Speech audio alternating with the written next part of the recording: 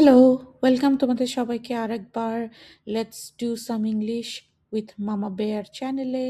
So আমরা এখানে class 5, 6, 7 এই স্ট্যান্ডার্ডের বাংলা মিডিয়ামে পড়া বাচ্চাদের একটুখানি হেল্প করার জন্য এই ভিডিওগুলো করি এবং আই হোপ এটা তোমাদেরকে হেল্প করছে আস্তে আস্তে।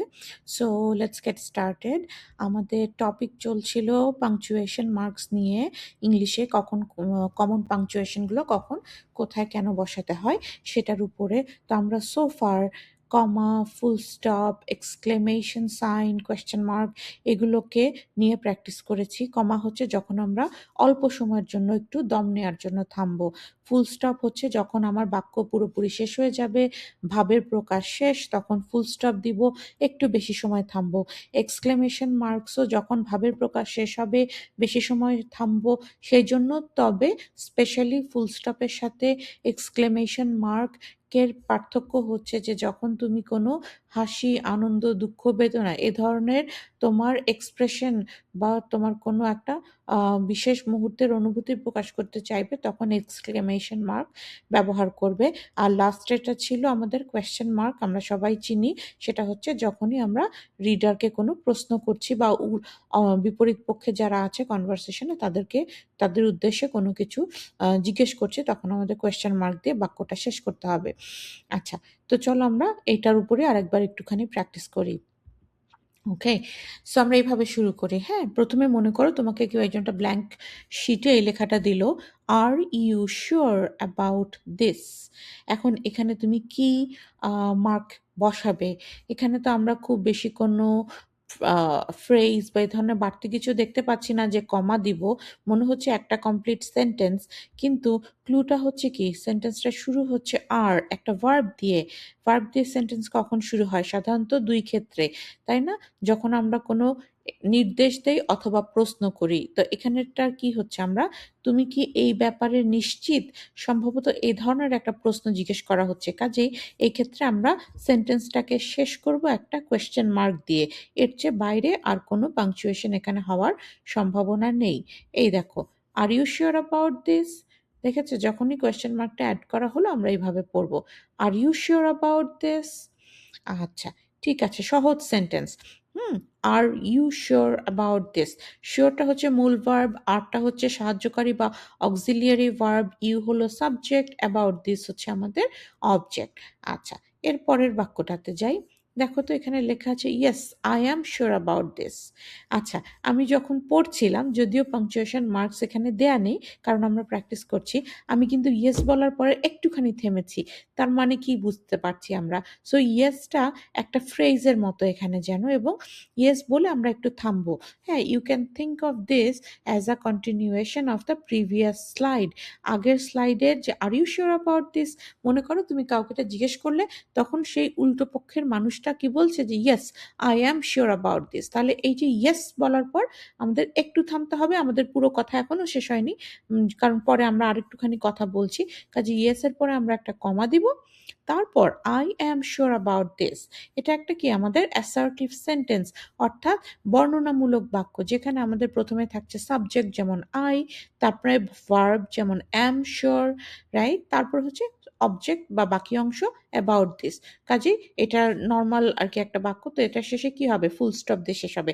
এখানে কোনো প্রশ্ন করা হয়নি, কোনো এক্সপ্রেশন বা কোনো ইমোশন প্রকাশ করা হয়নি, এটাকে জাস্ট অ্যাসার্ট করা হয়েছে, অর্থাৎ ব্যাখ্যা বা বর্ণনা বা ডিক্লেয়ার করা হয়েছে। হ্যাঁ, তো এই ধরনের সেন্টেন্সকে আমরা এই যে কি বলবো, অ্যাসার্টিভ বা ডিক্লারেটিভ সেন্টেন্স, যেখানে করে কোনো স্টেটমেন্ট মানে বক্তব্য দেয়া হয় বা প্রোভাইডস আ ফ্যাক্ট, যেখানে সত্যি কথাটা বলা হয়, অথবা কোনো ওপিনিয়ন বা মতামতকে প্রকাশ করা হয়। তো এখানে অনেকটা ওই মতামত প্রকাশ করার মতোই হয়েছে, অথবা তোমার ডিক্লেয়ার করার মতো হয়েছে। তো দেখো সঠিক ফর্মটা কি হবে? ইয়েস কমা, তারপরে I am sure about this লিখে ফুল স্টপ দিবে। এখানে আরেকটা জিনিস খেয়াল করো, ইংলিশে লেখার সময় আমরা কিন্তু ইয়েস লিখে কোনো হোয়াইট স্পেস, হ্যাঁ, ফাঁকা জায়গা রাখবো না। ইয়েস এর পরপরই কমাটা দিব, তারপরে একটা ঘর ফাঁকা দিয়ে নতুন শব্দ লেখা শুরু করব। ঠিক আছে? এটাও তোমরা খেয়াল রাখবে। তাহলে অ্যাসার্টিভ সেন্টেন্স আমরা জানলাম যে যেখানে কোনো বাক্যের মাধ্যমে যখন কোনো বক্তব্য প্রকাশ করা হয় নরমালভাবে বা সত্য কথা বা ওপিনিয়ন প্রকাশ করা হয় সেগুলোকে আমরা অ্যাসার্টিভ সেন্টেন্স বলি। Most of the time assertive সেন্টেন্সে শেষ হয় হচ্ছে একটা ফুল স্টপ দিয়ে। কারণ তাতে কি হয় বাক্যের ভাবের মূল প্রকাশটা কমপ্লিট হয় বা শেষ হয়। আচ্ছা, আরো কয়েকটা উদাহরণ আমরা এখানে রেখেছি অ্যাসার্টিভ সেন্টেন্সের। যেমন তুমি প্রথমে দেখতে পাচ্ছ, Dhaka is the capital of Bangladesh. Dhaka বাংলাদেশের কি ক্যাপিটাল মানে হচ্ছে রাজধানী। তাহলে এখানে ঢাকা হচ্ছে subject, is verb, the capital of Bangladesh আমাদের অবজেক্ট বা শেষের একটা ফ্রেজ। হুম। দ্বিতীয় সেন্টেন্স ব্লু কালারে দেখতে পাচ্ছ, we go to school 5 days a week। আমরা সপ্তাহে, আ উইক এক সপ্তাহে, 5 days 5 দিন, গো টু স্কুল আমরা সপ্তাহে 5 দিন করে স্কুলে যাই। এটার স্ট্রাকচারটা খেয়াল করো, প্রথমে সাবজেক্ট উই, তারপরে go verb, to school 5 days a week, বাকিটুকুন হচ্ছে আমাদের অবজেক্ট হিসেবে ধরে নিতে পারি। তাহলে এটাও একটা অ্যাসার্টিভ সেন্টেন্স, কাজে এটা নর্মালি একটা ফুল স্টপ দিয়ে শেষ হবে। আর এখানে কোনো অলংকার বা বাড়তি কিছু নেই যেটা আমরা কমা দেওয়ার প্রয়োজন আছে। So it's all good. তারপরে লাস্টের সেন্টেন্স কি আছে, আই লাভ ওয়াচিং ফুটবল। আমার ফুটবল খেলা দেখতে ভালো লাগে। ব্যাস, সহজ জিনিস। আই লাভ ভালোবাসি, ওয়াচিং ফুটবল হচ্ছে আমাদের একটা ফ্রেজ বা অবজেক্ট হিসেবে ধরে নিলাম। তাহলে আই লাভ ওয়াচিং ফুটবল একটা রেগুলার অ্যাসার্টিভ সেন্টেন্স, কাজে এটাকে আমরা ফুল স্টপ দিয়ে শেষ করব। আচ্ছা, তোমরা এরকম নিজেরা কয়েকটা অ্যাসার্টিভ সেন্টেন্স বলবে। ঠিক আছে? যেমন মাই নেম ইজ মামা বেয়ার বললাম, এটাও একটা অ্যাসার্টিভ সেন্টেন্স, তাই না? কিন্তু আমি যদি বলি কেমন আছো বন্ধুরা অথবা হাউ আর ইউ, সেটা কি আমাদের প্রশ্নবোধক বাক্য বা ইন্টারোগেটিভ সেন্টেন্স। এটা নিয়ে আমরা আরেকদিন কথা বলবো, আজকে তো আমরা পাংচুয়েশনে ফোকাস করছি, তো এটুকুন বাদ থাকুক। আচ্ছা, তারপরে দেখো, আমরা একটু আগে একটা সেন্টেন্স দেখেছি কি, yes I am sure about this. এখন মনে করো যে আরেকটা বাক্য একজন বলল, খুব সিমিলার ওই আগের সেন্টেন্সটার মতোই, কিন্তু দেখো এখানে একটা এক্সট্রা ওয়ার্ড আছে। দেখো এখানে বলেছে I am so sure about this. আচ্ছা, অফকোর্স আমি পাংচুয়েশন দেইনি, তোমাদেরকে বসাতে হবে। কিন্তু তার আগে আমাদের একটু চিন্তা করি যে এই সোটার প্রয়োজন কি বা সোটা আসলে কি যোগ করছে, তাই না? যে আই অ্যাম শিওর না বলে আমি বলছি I am so sure about this. তার মানে কি আমি একটু জোর দিচ্ছি, আমি আমার কোনো একটা কি আমার একটা অনুভূতি প্রকাশ করছি যে হ্যাঁ, আমরা বাংলায় বলি না, আমরা 100% নিশ্চিত, 100% গ্যারান্টি দিয়ে বলছি, সেই রকম একটা মনের ভাব এবং একটা অনুভূতি প্রকাশ করছে। কাজেই এইখানে আমরা নরমালি অ্যাসার্টিভ সেন্টেন্স না বলে এটাকে আমরা কি বলবো জানো? ওই যে এক্সক্লেমেটরি সেন্টেন্স বলবো, বা যেটা দিয়ে আমরা ইন্টেন্সিভ ফিলিংটা প্রকাশ করছি। সেজন্য এখানে দেখো correct form after we put the পাংচুয়েশনস দেখতে এরকম হবে যে I am so sure about this, শেষ হবে একটা এক্সক্লেমেটরি সাইন, এই যে বা বিস্ময়সূচক চিহ্ন দিয়ে। একইভাবে আরো 2-3টা এক্সাম্পল আমি দিচ্ছি। I am so in love with cricket. আমি ক্রিকেটকে খুবই ভালোবাসি। হ্যাঁ, এটাকে আমরা নর্মাল অ্যাসার্টিভ না রেখে আমরা একটা এক্সক্লেমেটরি একটা সেন্টেন্স বলবো। তারপরে কি আছে, দিস ইজ অ্যামেজিং। আবারও সেই অ্যামেজিং বলে আমরা একটা কিছুকে হয়তো খুব ভালো লাগছে আমার কাছে, বা আমি খুব আবেগ আপ্লুত হয়েছি, খুশি হয়েছি, সেই অনুভূতি প্রকাশ করছি, তাই না? হঠাৎ করে আসা একটা ফিলিং প্রকাশ করা। তাহলে পরে আমাদের এখানে ফুল স্টপ না দিয়ে এক্সক্লেমেশন মার্ক দেওয়াটা কি হবে, বেশি অ্যাপ্রোপ্রিয়েট হবে। আবার অনেক সময় মনে করো যে তুমি একটা কাজ করেছো বা একটা কথার প্রশ্নের উত্তর দিয়েছো যেটা খুব সুন্দর হয়েছে, তখন তোমার টিচার খুশি হয়ে বললেন কি, ব্রিলিয়ান্ট রেসপন্স, খুব ভালো রেসপন্স হয়েছে, খুব ভালো উত্তর হয়েছে। এখানে ছোট্ট একটা বাক্য, তাই না? একটা অ্যাডজেক্টিভ, আর তারপর হচ্ছে বা অ্যাডভার্ব, আর তারপর হচ্ছে ভার্ব। তাহলে পরে কি এটা শেষ হবে হচ্ছে এক্সক্লেমেটরি মার্কস দিয়ে। আচ্ছা, ঠিক আছে। তাই এরকম যেহেতু আমরা একটু কোয়েশ্চেন, এক্সক্লেমেশন, সাইন এসবের ব্যবহারটা পড়ছি, এই জন্য আমি একটুখানি ভাবলাম যে এই সেশনে তোমাদেরকে আরেকটুখানি একটা বিষয়ে কথা বলে রাখি যে আমরা কিভাবে প্রশ্ন তৈরি করতে পারি বা প্রশ্ন ছুটতে পারি আমাদের শ্রোতার উদ্দেশ্যে, তাই না? আমরা তো who are you, what is your name, এই ধরনের কথাগুলো জানি, যে উত্তর পাওয়ার উদ্দেশ্যে আমরা যেটা বা এঙ্গেজ করার উদ্দেশ্যে আমরা যেভাবে কোয়েশ্চেন করি। এছাড়াও কিছু কোয়েশ্চেন করা হয়, যেমন সেগুলোকে বলা যেতে পারে যে ট্যাগ কোয়েশ্চেন বা রিটোরিক্যাল কোয়েশ্চেন। তো সেটার একটু কয়েকটা এক্সাম্পল আমরা এখানে দেখতে পাচ্ছি। যেমন দেখো, প্রথম বাক্যটা, assertive sentences end with a full stop, right?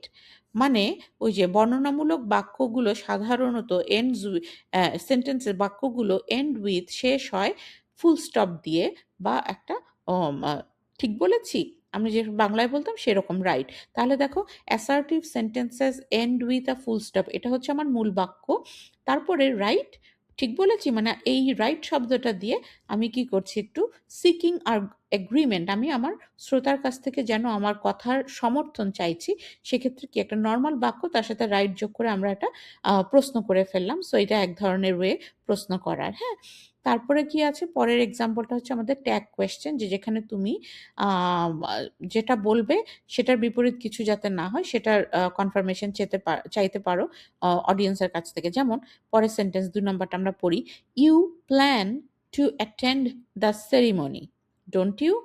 যে তুমি তো সেরিমনি মানে অনুষ্ঠান, অনুষ্ঠানে অ্যাটেন্ড করা মানে উপস্থিত থাকা বা অংশগ্রহণ করার আ পরিকল্পনা করছো, ডোন্ট ইউ? নয় কি? মানে আবার অন্য কিছু ভাবছো না তো? আমরা যেমন বলি যে, "তুমি আসছো তো?" সেইরকম আরকি একটা প্রশ্ন। এটাও একটা ওয়ে প্রশ্ন করার, হ্যাঁ? এ একটা ট্যাগ কোয়েশ্চেন দেয়া। তারপরে আমাদের হচ্ছে কি, অনেক সময় আমরা প্রশ্নবোধক দিয়ে কথা শেষ করি কিন্তু আমরা আসলে উত্তর খুব বেশি কিছু আশা করছি না, আমরা উত্তরটা জানি। হুম? তো এটা হচ্ছে, এ ধরনের প্রশ্নকে বলা হয় rhetorical স্টেটমেন্ট বা rhetorical কোয়েশ্চেন। যেমন, "Who doesn't want to be happy?" কে না সুখী হতে চায়? Who doesn't want to be happy? মানে সবাই তো সুখী হতে চায়। Everyone wants to be happy. এটাকেই আমরা ঘুরিয়ে প্রশ্ন আকারে বলছি, Who doesn't want to be happy? Right? তো এটাকে, এ ধরনের কথাকে বলা হয় rhetorical question, যে প্রশ্নের উত্তর দেওয়ার কোনো প্রয়োজন নেই। কারণ উত্তরটাই আসলে প্রশ্নের মধ্যেই লুকিয়ে আছে। তারপরে আরেকটা ক্ষেত্রে আমরা এরকম প্রশ্ন অ আ দিয়ে আরকি আমাদের মনের ভাব প্রকাশ করতে পারি। সেটা হচ্ছে পোলাইটনেস প্রকাশ করার সময়। যেমন, "Would you mind passing the salad bowl?" আমার দিকে একটু সালাদের বোলটা এগিয়ে দাও তো।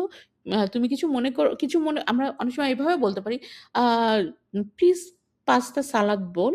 হ্যাঁ? সেটা না বলে এখানে আবার আমরা প্রশ্ন হিসেবেও একই কথাই প্রকাশ করতে পারি যে, "Would you mind passing the salad bowl?" যে তুমি কি কিছু মনে করবে আমার দিকে একটু বোলটা আগিয়ে দিতে? হ্যাঁ? এটা হচ্ছে ডিউ দিয়ে শুরু করলে এটা আমরা সাধারণত কি, আমাদের পোলাইটনেস এর পরিচয় হয়।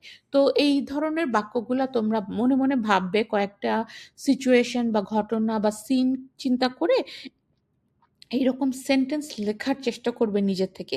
যদি ইংলিশে লিখতে না পারো বাংলায় লিখবে। লেখার পরে সেটাকে ট্রান্সলেট করার চেষ্টা করবে।